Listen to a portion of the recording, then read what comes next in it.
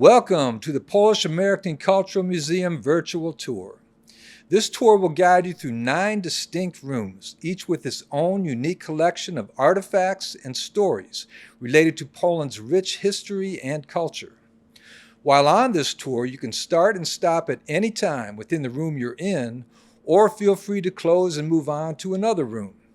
Thank you for joining us. Sit back and enjoy the tour. This room is dedicated to Herbert Hoover.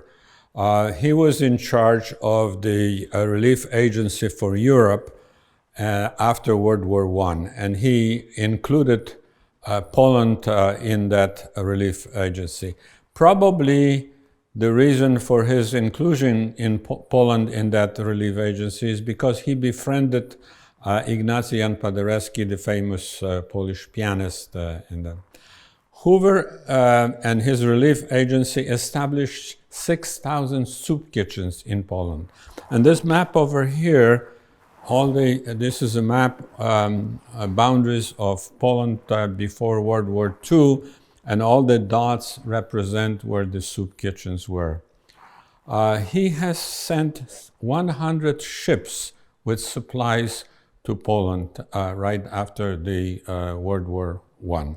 The other thing that he has done is he had a fundraiser for the Polish cause at Waldorf Astoria Hotel in New York. And here is Hoover at the Waldorf Astoria. And the interesting part about it is that they are all dressed up in the tuxedos and so on, but the menu was like the children got in the soup kitchens. This is a very symbolic type thing. The admission ticket during that fundraiser, which was in 1920, was $1,000 a person. So that's a pretty steep price, to be present there. He collected $1 million for that effort. There were a number of thank you notes, letters that were sent to Hoover, thanking Hoover and the American public for supporting Poland during this very difficult time after World War I. I think you have an example of the soup kitchens right there. They were run by the Catholic Church. The institute that was running it is called Caritas. Hoover visited Poland twice, in 1919 and in 1946, which we'll see a little bit later on. Poland, during the war, and I went over here, was devastated. The reason for that was that all the fighting was done on the Polish lands. You see Russia over here, Germany and Austria, they all fought on Polish land. That's why you see this kind of a devastation during the war. And it was the relief was very, very needed for the Polish people.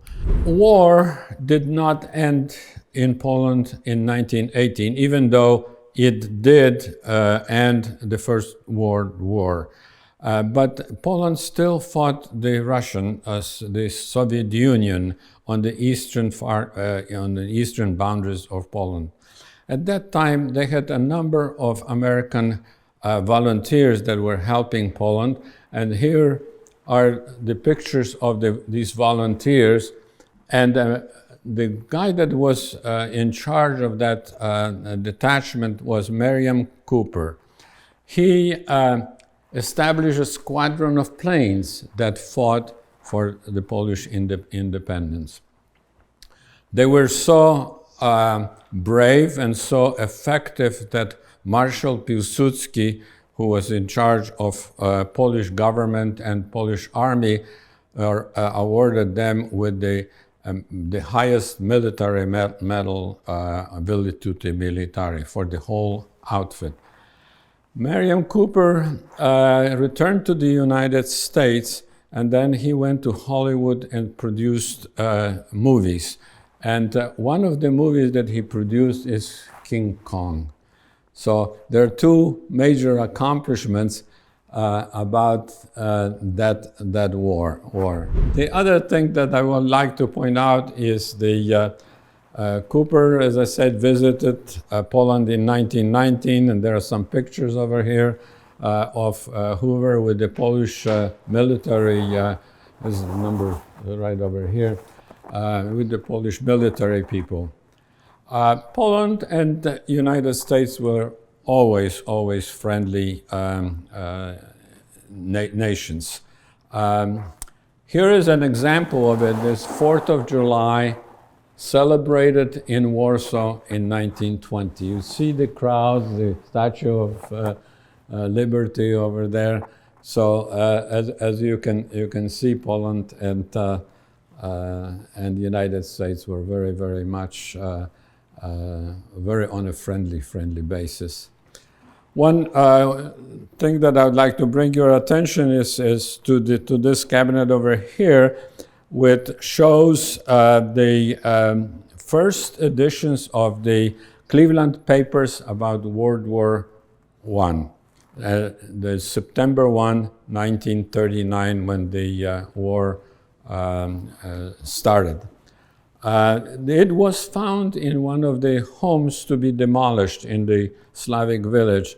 And apparently one of the people over there was really thinking, said, wait a minute, we don't want to throw this away because it may be of some value, historical value to people. So they brought it over here to our center, and they asked me if we were interested in this, and I said, of course. I mean, it has historical value, so here we are having them in the cabinet for people to read about it.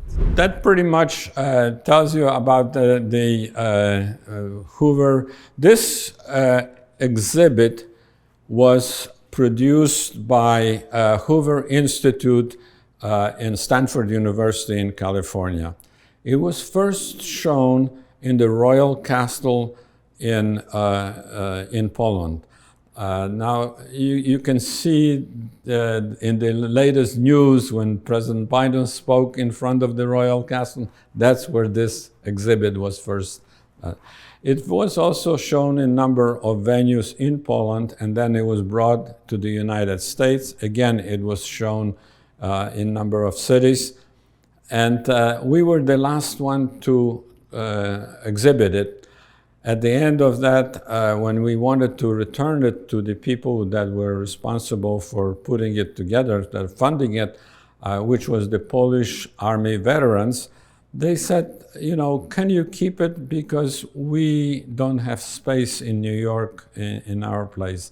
And we said, of course we will do that. It's much larger exhibit. It's probably, this thing is maybe 1/4 of the total exhibit, maybe even less. But the rest of it is being stored over here at the center.